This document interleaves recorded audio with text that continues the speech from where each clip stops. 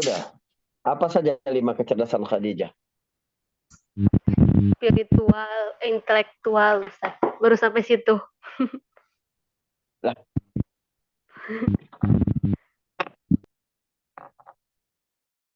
gimana kita mau teruskan kalau belum nyampe situ? Coba.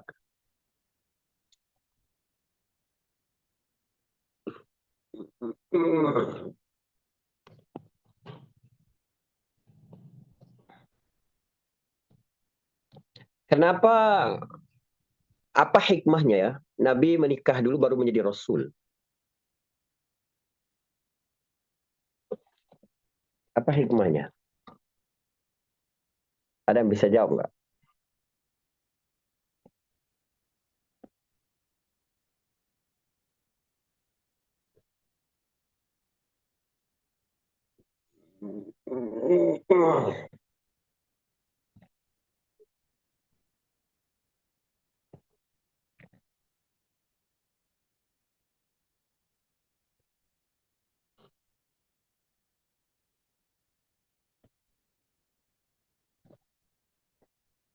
Apa hikmah Rasulullah SAW menikah dulu?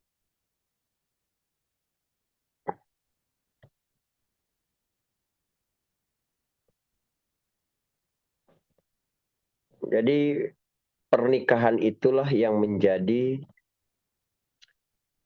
laboratorium sosial ya. Jadi latihan-latihan pada diri Nabi Shallallahu Alaihi Wasallam gitu. Itu justru dari pernikahannya dengan Khadijah itu. Bagaimana mendidik umat, bagaimana ya gitu ya. Yang sudah nonton sampai habis berapa orang kira-kira?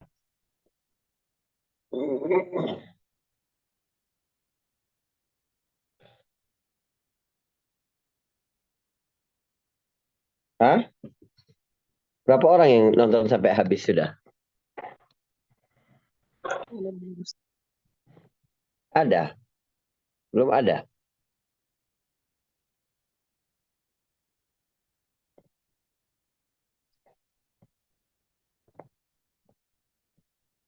Padahal itu bagian terpenting ya.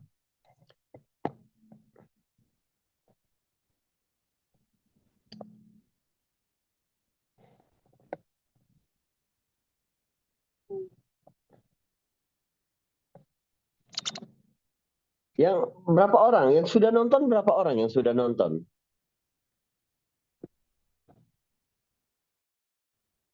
Ana sudah Raise hand satu yang sudah nonton.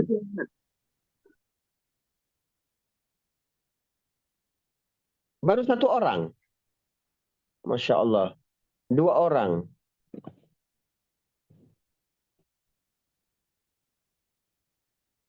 3, 4.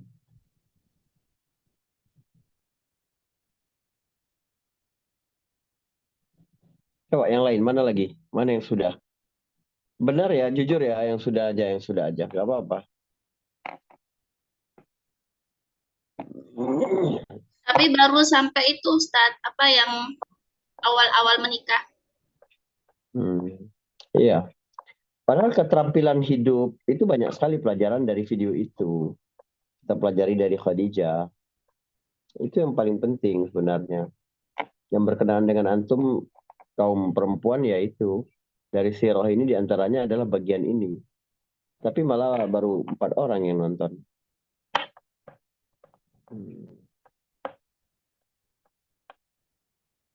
Ya. 5 orang. Sayang. Saya nggak ulang lagi materinya ya. Kali di situ aja.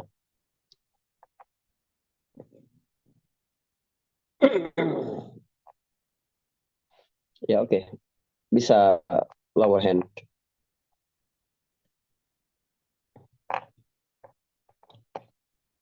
Baik.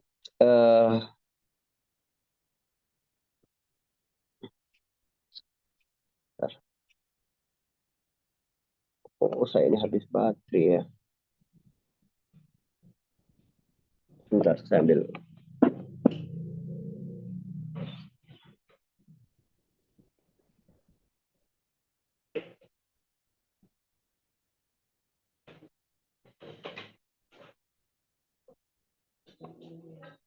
Masih hidup ya? Masih hidup mesin cabut mesin.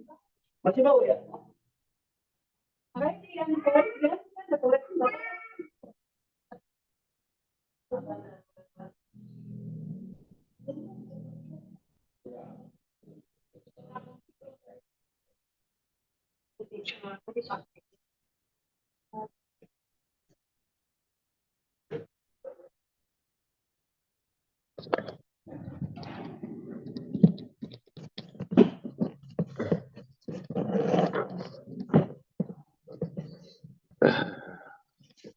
Mana ini? Kelihatan? Kedengaran ya suara saya? Tidak tahu nih meja lu berantakan banget. Bisa nggak sambil lihat? Bismillahirrahmanirrahim.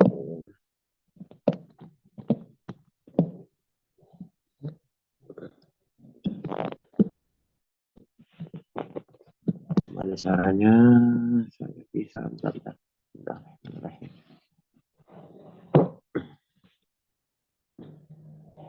Oke. Tapi gimana penampakannya? Baik.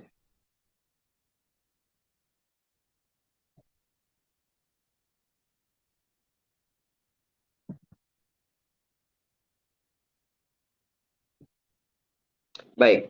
Bismillahirrahmanirrahim. Assalamualaikum warahmatullahi wabarakatuh. Teman-teman yang dirahmati Allah Subhanahu wa taala.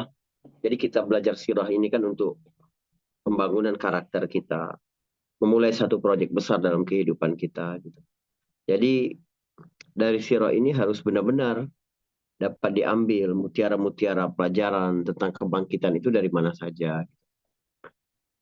Setelah Nabi SAW menikah dengan Khadijah, episode yang paling sedikit diceritakan dalam sejarah Nabi itu adalah 15 tahun pertama Nabi bersama Khadijah. Jadi memang seolah-olah tidak ada cerita antara Rasulullah dan Khadijah. Bahwa rumah tangga yang bahagia itu rumah tangga yang tidak banyak terekspos keluar. Tapi kemudian dia dapat disimpulkan dalam satu kata, ya.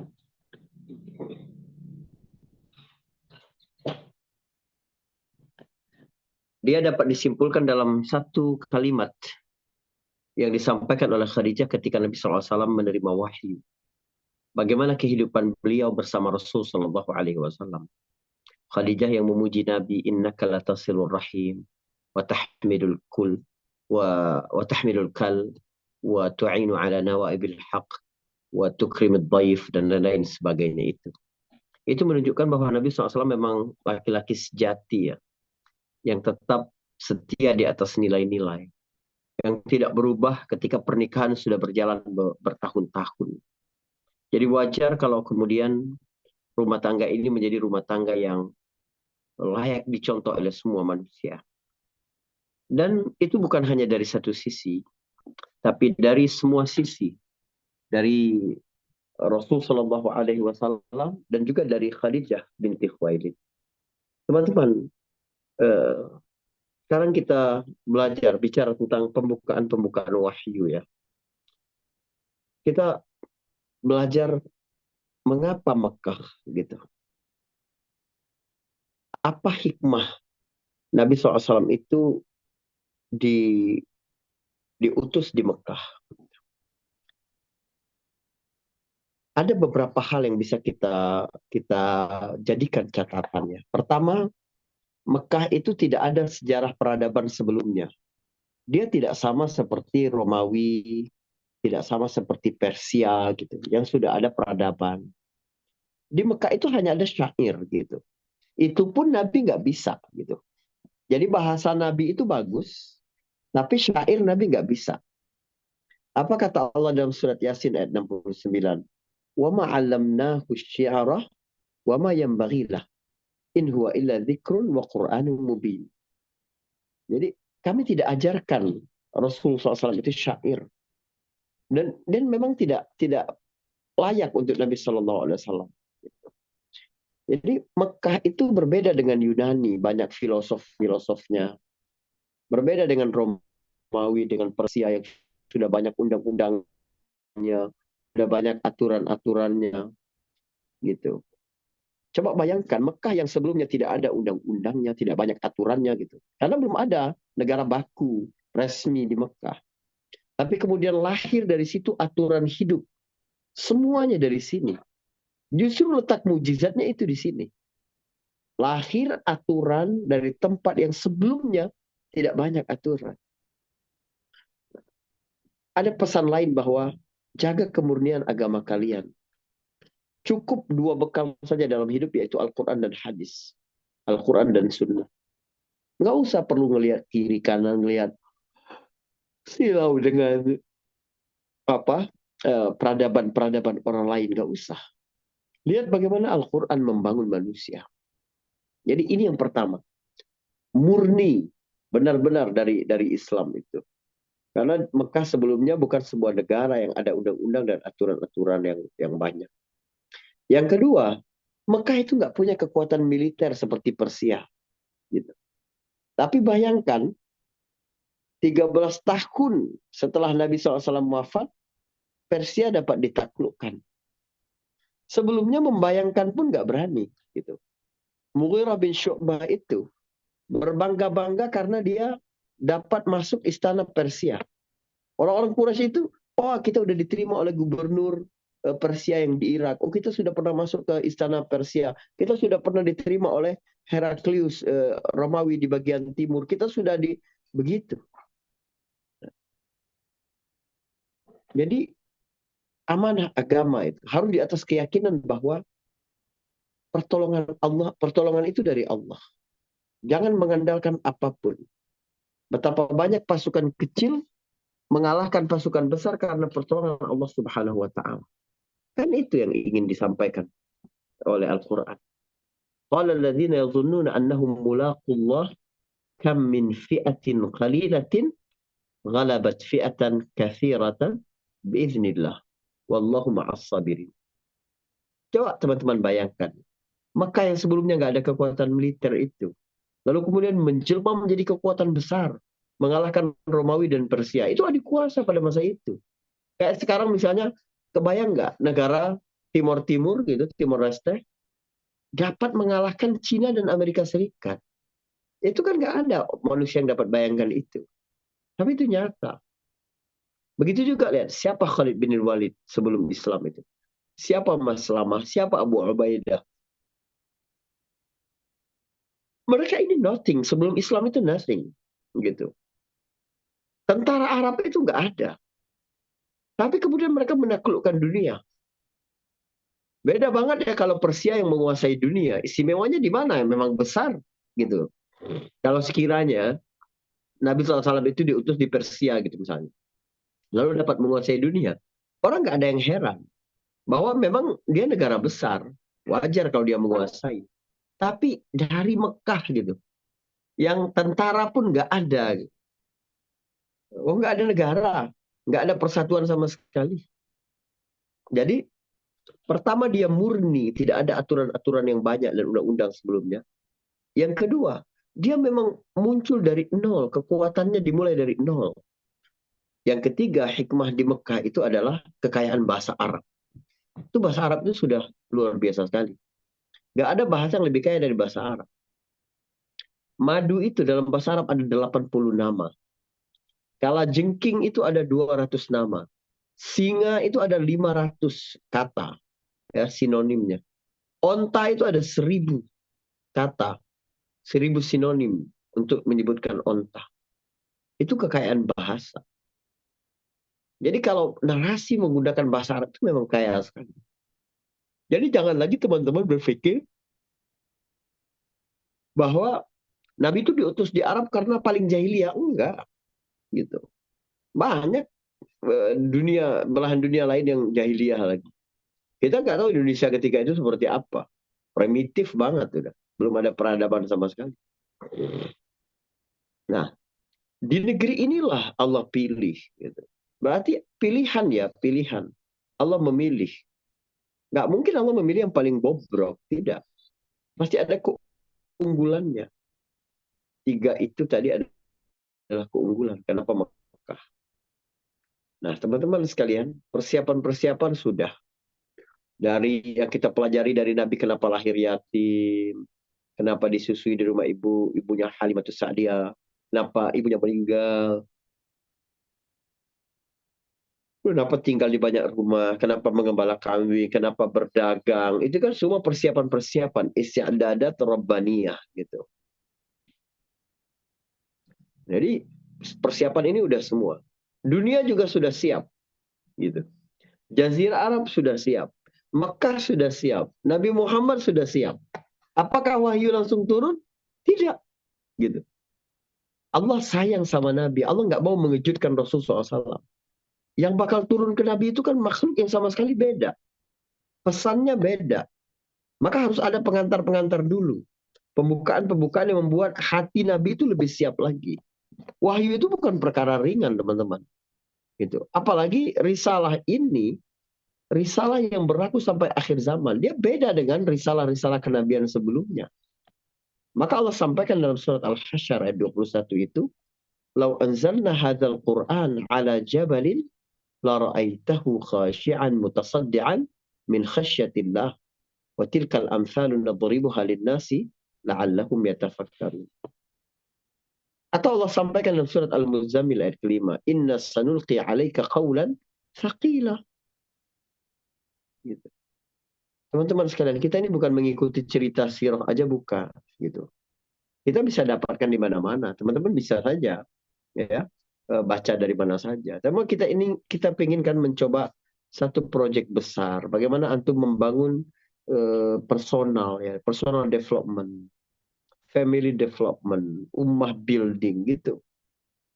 Ini kita cerita tentang wahyu, tentang periode Mekah, risalah cinta Allah kepada manusia. Kita memahami wahyu ini sebagai hadiah, tanda kasih dari Allah Subhanahu wa taala dari langit ke bumi. Maka butuh mukaddimah.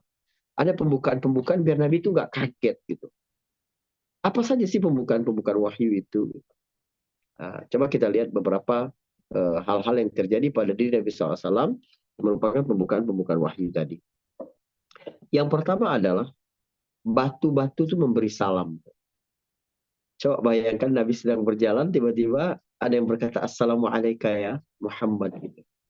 Jadi dari Jabir bin Samurah dia berkata, Nabi SAW bersabda, "Inni la a'rifu hajaran bi Makkah kana yusallimu alayya qabla an ub'ath inni la a'rifu la'an." Hadis Muslim ini sahih. Aku paling tahu letak batu-batu di Mekah, kata Nabi. Sebab sebelum aku menjadi Rasul, batu-batu itu mengucapkan salam kepadaku. Dan aku ingat itu sekarang. Itu pembukaan dari Allah Subhanahu wa taala. Kemudian yang kedua, teman-teman sekalian, ada pembukaan kedua apa? Mimpi yang benar ya. Itu. Awal ma budi abihi Rasulullah SAW, hadis Bukhari dan Muslim. Awal ma budi abihi Rasulullah SAW minal wahyi ar-ru'ya as-sadiqa fil naum. Fakana la yara syai'an illa ja'a mithla falaqis subuh. Yang pertama-tama turun kepada Nabi dari wahyu itu berupa mimpi yang benar dulu. Jadi semua yang dilihat Nabi dalam mimpi tiba-tiba terjadi benar-benar dalam kehidupan Nabi, seperti ya sangat jelas seperti matahari di pagi hari gitu. Nabi berkata, "Ar-ru'ya as-salihah juz'un min 46 juz'an minan nubuwah." Mimpi yang benar itu adalah 1/46 dari wahyu gitu. Jadi hati-hati. Kita pun besar ya dosa bohong kalau kita mimpi sesuatu. Kita nggak mimpi tapi kita bilang kita mimpi, itu besar sekali dosanya. Nabi berkata dia 1/46 dari bagian wahyu. Kenapa 1/46? Lihat Nabi. Memang wahyu ya dari Allah Subhanahu wa taala. Nabi itu nggak mungkin berbicara kecuali dari wahyu. Gitu. Nabi menerima wahyu itu totalnya 23 tahun. Nah, 6 bulannya itu adalah mimpi yang benar. Jadi 6 bulan itu kan setengah tahun berarti. 23 bandingkan dengan 0,5 tahun kan berarti 1/46 memang. Jadi hitungan yang sangat akurat gitu. makanya yang paling benar dalam menceritakan mimpinya itu yang paling jujur. Kata Nabi, asdaqahum ru'ya, asdaqahum haditha, kata Nabi ya. Dalam hadis Abu Hurairah, Muslim dari Abu Hurairah. Jadi mimpi itu teman-teman ada 3 ya. Pertama mimpi yang benar. Terjadi benar-benar seperti di mimpi atau mimpi datang dalam bentuk simbol ya. Seperti Nabi mimpi sebelum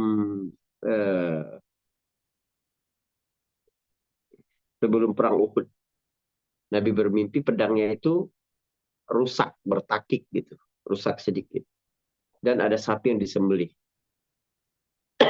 Itu Nabi paham bahwa ada anggota keluarganya yang bakal terbunuh dan sahabat-sahabat yang wafat. Dan benar kan, Hamzah pamannya yang terbunuh di perang Uhud gitu.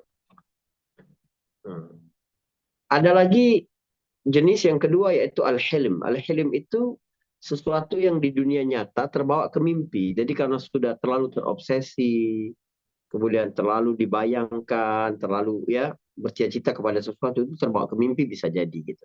Kayak anak kecil gitu minta beli mainan sama orang tuanya gitu. Gak dibeliin tapi dia pengen bagaimana itu dibawa-bawa sampai ke mimpi gitu ya.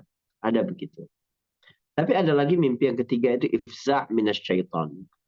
Ya, itu cara-cara syaitan untuk menakut-nakuti manusia.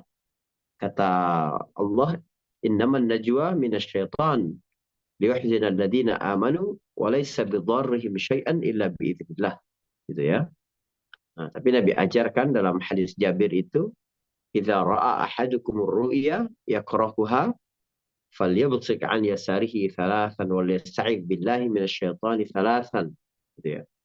Dia disuruh begitu kita bangun dari tidur, kalau kita melihat mimpi yang menakutkan itu, kita ta'awuz ya, meludah ke kiri 3 kali ta'awuz kepada Allah. Maka apa yang kita lihat di mimpi itu tidak akan jadi kenyataan, kata Nabi gitu. Sahabat yang diajarkan Nabi mimpi ini, dia sejak itu tidak takut lagi. Diajarkan Nabi doa ini nggak takut lagi. Setelah itu mau mimpi apa aja dia nggak takut gitu. Lalu apalagi pembukaan wahyu yang ketiga adalah Nabi suka menyendiri. Jadi apa aja? Batu memberi salam, mimpi yang hak, kemudian suka menyendiri. Tsumma hubbiba ilaihi al-khala' fakana yakhlu bi ghari hira'in yatahannasu fihi ay yata'abbadu fihi al-layali dhawatul adad qabla an yanza'a ila ahlihi wa yatazawwadu lidzalik. Nabi suka menyendiri ke Gua Hira beribadah gitu. Apa ibadah Nabi di Gua Hira itu apa? Ibadah Nabi di Gua Hira itu adalah bertafakur. Karena sholat belum ada, baca Quran belum ada, puasa belum ada. Yang ada adalah tafakur. Jadi tafakur itu ibadah penting yang justru banyak ditinggalkan oleh umat Islam gitu. Posisi saya ini nggak enak ya sambil ngecas handphone baik. Nah, dalam kondisi yang begitu, setelah persiapan-persiapan itulah baru Allah Subhanahu Wa Taala menurunkan wahyu kepada Rasul Sallallahu Alaihi Wasallam. Wahyu ini turun, teman-teman sekalian. Itu kita bicara tentang momentum besar yang terjadi di bumi. Gitu. Detik-detik yang menakjubkan ini penting sekali. Kenapa wahyu yang turun kepada Nabi itu berbeda dengan wahyu yang turun kepada nabi-nabi terdahulu? Pertama, wahyu yang turun kepada Nabi Shallallahu Alaihi Wasallam itu sudah lama jedanya gitu. Beda dengan nabi-nabi terdahulu. Nabi terdahulu kan setiap beberapa tahun turun, diutus nabi baru gitu. Tapi Nabi Muhammad ini sudah terhenti wahyu itu 600 tahun. Jadi sejak Nabi Isa alaihissalam sampai yang lain gitu. Sampai zaman Nabi Muhammad diutus, itu memang terputus wahyu itu sampai 600 tahun. Jadi antum bayangkan betapa gelapnya dunia gitu. Betapa kezaliman, kejahatan itu merajalela. Jadi memang sangat dibutuhkan, sangat dirindukan nilai-nilai wahyu. Beda dengan wahyu-wahyu sebelumnya. Selalu bergantian. Nabi ini selesai, lalu Allah langsung utus Nabi berikutnya. Kadang satu zaman itu bahkan ada 2 Nabi. Kan Nabi Musa, Nabi Harun gitu. Atau 3 nabi di situ juga ada Nabi Syuaib gitu. Tapi wahyu yang turun kepada Nabi itu benar-benar sudah terputus 600 tahun tanpa wahyu dulu orang. Waktu itu kan kita sampaikan di pelajaran tentang keadaan dunia sebelum Nabi diutus itu kan saya sampaikan hadis Nabi SAW. Wa anna Allah nazara ila ahli al-ardi famaqatahum harabahum mu'ajamahum illa baqaya min ahli kitab. Saking zalimnya dunia, Allah tuh ngelihat ke penduduk dunia semuanya Allah udah murka. Mau Arab, mau Ajam, semuanya Allah murka. Kecuali sebagian kecil dari ahli kitab saja. Itu saja. Nah, jadi keadaannya sangat memerlukan Rasulullah SAW. Perkara kedua yang membuat beda juga itu karena wahyu sebelumnya itu hanya untuk kalangan tertentu, zaman tertentu. Sementara wahyu yang diturunkan kepada Nabi SAW ini adalah untuk seluruh manusia sampai nanti hari kiamat. Jadi pasti berbeda lah ya. Aturannya itu dibuat sedemikian lentur agar terus relevan dengan kehidupan manusia sampai nanti pada hari kiamat gitu. Jadi dia berbeda. Kemudian kejadian ini luar biasa ya. Setelah 40 tahun persiapan, setelah pembukaan tadi gitu. Tidak terjadi di bumi sejak 600 tahun. Dia mengubah kegelapan dunia jadi cahaya. Nabi memberi perumpamaan begini. Ada hadis dari Jabir bin Abdullah begini. Inni ra'aitu fil manam, kata Nabi, kana Jibril inda ra'si wa Mikail inda rijli. Yaqul ahaduhuma li sahibihi idrib lahu mathala. Aku melihat dalam mimpiku Jibril duduk di bagian kepalaku, Mikail di bagian kakiku. Salah satu dari mereka itu berkata kepada temannya, kasih dia perumpamaan gitu. Faqala isma' sami'at udhunak waqal aqila qalbak. Ya. Dengar baik-baik telingamu sampai engkau dapat memahaminya, akalmu dapat memahaminya. Innama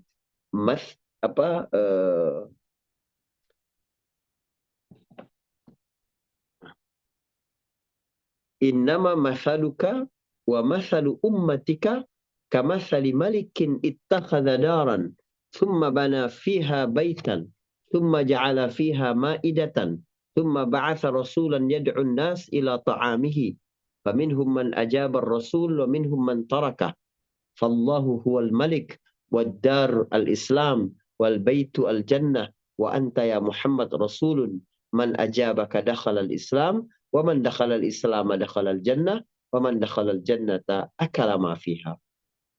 Kata malaikat, dengar ya baik-baik. Perumpamaan engkau itu Muhammad dengan umatmu itu seperti ada seorang raja yang membuat satu negara gitu. Kemudian di dalam negara itu dia bangun istana. Kemudian dalam istana itu dia hidangkan satu hidangan yang mewah. Lalu dia utus seorang ya delegasi rasul mengundang manusia untuk makan gitu. Ada orang-orang yang memenuhi panggilan rasul itu tadi, tapi ada orang yang mengabaikannya. Ketahuilah bahwa raja itu adalah Allah, negara tadi adalah Islam, rumah tadi adalah surga, dan engkau ya Muhammad adalah rasul, delegasi yang memanggil tadi. Siapa yang memenuhi panggilanmu, mereka masuk Islam. Siapa yang masuk Islam, dia masuk surga. Siapa yang masuk surga menikmati hidangan-hidangan yang ada di dalamnya. Jadi wahyu itu nikmat ya. Dia seperti hidangan Allah. Bukan permintaan agar Allah agar kamu melakukan sesuatu untuk dia, bukan. Allah tuh nggak butuh apa-apa dari kita, Allah nggak butuh kita. Justru Allah memuliakan kita lah, Allah menurunkan wahyu kepada kita. Kita ini makhluk yang paling mulia. Apa kata Allah dalam surat Al-Isra? وَلَقَدْ كَرَّمْنَا بَنِي آدَمَ وَحَمَلْنَاهُمْ فِي الْبَرِّ وَالْبَحْرِ وَرَزَقْنَاهُمْ مِنَ الطَّيِّبَاتِ وَفَضَّلْنَاهُمْ عَلَى كَثِيرٍ مِمَّنْ خَلَقْنَا tafdila. Jadi Allah memuliakan kita, anak keturunan Adam. Kita nggak bisa hitung nikmat Allah ini yang berkaitan dengan wahyu, berkaitan dengan bimbingan-bimbingan Allah. Jangan hanya melihat nikmat-nikmat penglihatan, pendengaran, kesehatan, itu nikmat-nikmat receh. Yang lebih lagi adalah nikmat hidayah. Wa in ta'uddu ni'matallahi la tuhsuha. Itu diantaranya juga nikmat hidayah. Gitu. Sebab kita ini siapa tanpa wahyu? Kita ini siapa? Maka kita perlu benar-benar merawat kalau kita sudah dapat hidayah itu. Gitu. Yang enggak mensyukuri wahyu itu rusak. Apa kata Allah dalam surat Al-A'raf? Walaqad zara'na li jahannama katsiran minal jinni wal insi lahum qulubun la yafqahuna biha wa lahum a'yunun la yubsiruna biha wa lahum adhanun la yasma'una biha ulaika kal an'am bal hum adall ulaika humul ghafilun. Itu kan rusak berarti. Nah, pada saat itulah Nabi menerima wahyu. Nabi di Gua Hira tiba-tiba datang Jibril alaihissalam. Turunlah pertama wahyu itu Iqra. Dan itu diulang-ulang gitu. Sampai 3 kali Jibril bilang, baca Muhammad, baca. Aku bilang, nggak bisa baca, kata Nabi.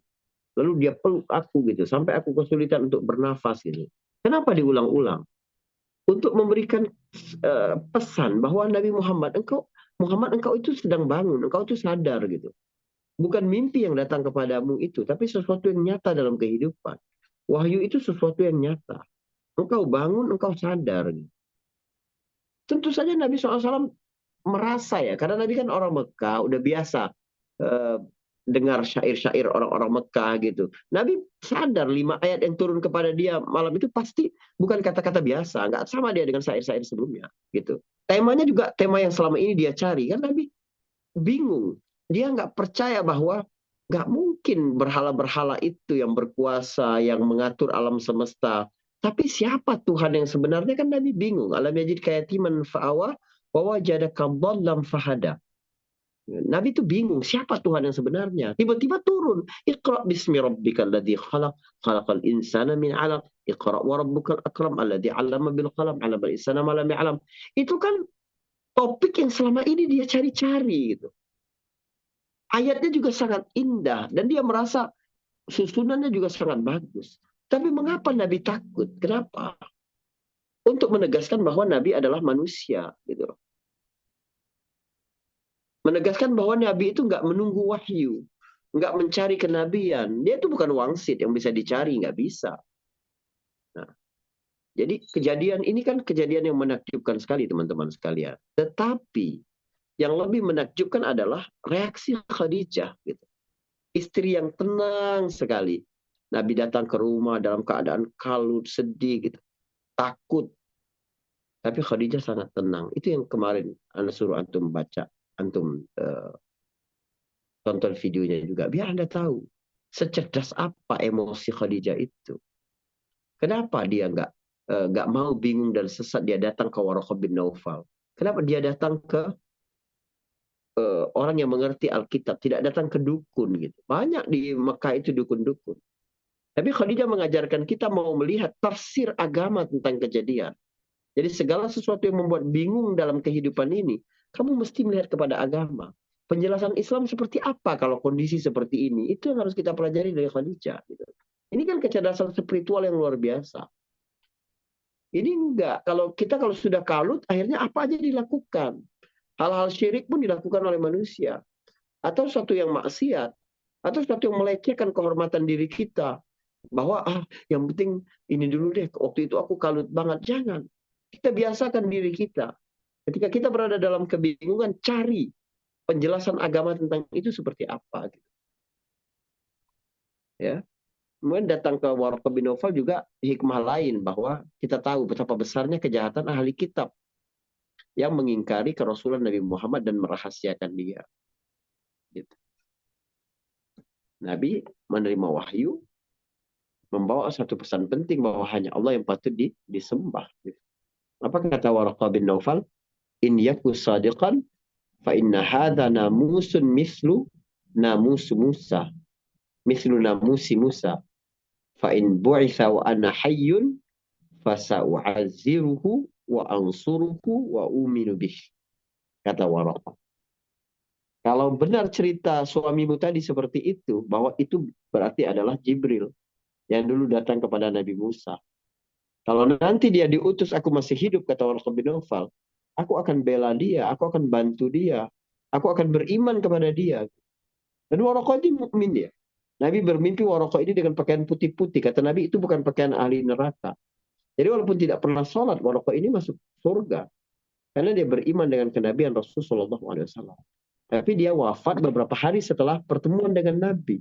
Sehingga tidak sempat. Jadi ketika Nabi sudah dilantik dalam tanda petik untuk menjadi Rasul, Waraqah sudah nggak ada lagi. Sehingga nggak ada syariat yang diikuti oleh Waraqah. Karena memang belum sempat. Karena dia sudah meninggal dunia. Gitu. Ya. Nah. Jadi ini hari-hari penting dalam kehidupan Nabi SAW setelah menikah dengan Khadijah.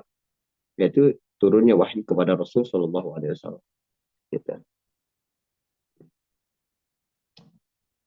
Ada pertanyaan nggak sampai di sini, teman-teman? Saya minta tolong nanti ya, waktu masih tersisa ini nanti antum yang belum nonton. Sekarang langsung nonton nanti. Kita tutup Zoom langsung nonton. Karena dia berkesinambungan dengan yang sebelumnya gitu. Ya. Yang belum selesai lanjutkan nontonnya ya. Insya Allah banyak manfaatnya buat antum. Karena kenapa saya suruh nonton yang itu, bagian itu, karena ini yang berkaitan dengan antum perempuan gitu. Ya. Insya Allah nggak lama itu, sekitar berapa? 45 menit mungkin gitu. Ini jam 10 antum menonton, sebelum jam 11 sudah habis insya Allah gitu. Ya. 1 jam setengah, Ustaz. Hah? 1 jam setengah? Kan pembukaan Durasi itunya kan saat YouTube-nya iya 1:42 menit. Oh, itu berarti sama pertanyaan. Tanya jawabnya kalau antum mau skip nggak apa-apa gitu. Tapi kadang malah yang saya baca justru keluar ketika ada pertanyaan gitu. Nggak apa-apa. Ya. Kuota Zoom itu lebih besar daripada kuota YouTube sebenarnya ya. Antum bikin aja kualitas videonya dikurangin gitu. Yang penting suaranya gitu. Ya, kalau ngelihat orangnya nggak usah, udah bosan. Iya. Ya tolong ya, nonton ya. Boleh ya. Ustaz. Minta Siap, tolong. Ustaz. Oke. Kita amanah ya. Ini bagian dari kelas soalnya gitu, ya. Tapi yang hari ini saya sampaikan, ada pertanyaan nggak dari teman-teman semua? Insya Allah paham, Ustaz. Insya Allah paham. Alhamdulillah. Ya, baik. Kalau gitu saya tutup, antum langsung ke YouTube-nya ya. Karena masih pelajaran kita sekarang. Baik, teman-teman sekalian, terima kasih. Barakallahu fikum. Assalamualaikum warahmatullahi wabarakatuh. Waalaikumsalam. warahmatullahi wabarakatuh. Jazakumullah khairan. Baik, Ustaz. Minggu depan kita bisa lanjutin kalau antum sudah nonton. Baik, Ustaz. Pekan depan offline ya, Baik. Ustaz. Offline, Ustaz. Iya, tapi saya masih di luar kota. Siap. Berarti kita online lagi, Ustaz. Baik. Salam. Kalau boleh online